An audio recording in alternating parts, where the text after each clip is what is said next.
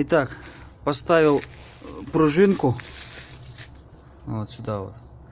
Бля, что-то не фокусируется. В общем, 2 витка отрезал от пружины, поставил туда к лепесткам на колодки. Заодно смазал смазкой ликвимоль, которая красненькая такая, там вот именно где прикосновение металл с металлом, чтобы скрипов не было.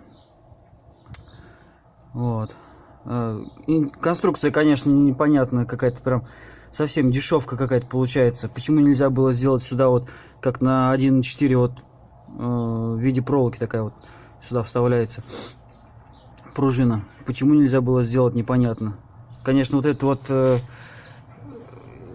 значит, колодки сами вот эти вот с лепестками, ну это, конечно, полная чушь. Это вообще ненадежная конструкция. Даже причем колодки практически новые. Машина недавно проходила ТО. Колодки еще практически не стерлись. А сами лепестки вот эти вот лепестки, они очень слабенькие. Поэтому сюда вставил пружинку. Сейчас все это вот не болтается, все это нормально. Вот. Ну все, будем сейчас буду колесо тогда собирать. Такие вот дела.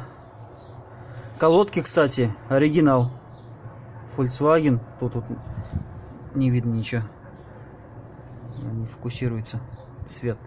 Колодки оригинал, вот номер, все родное.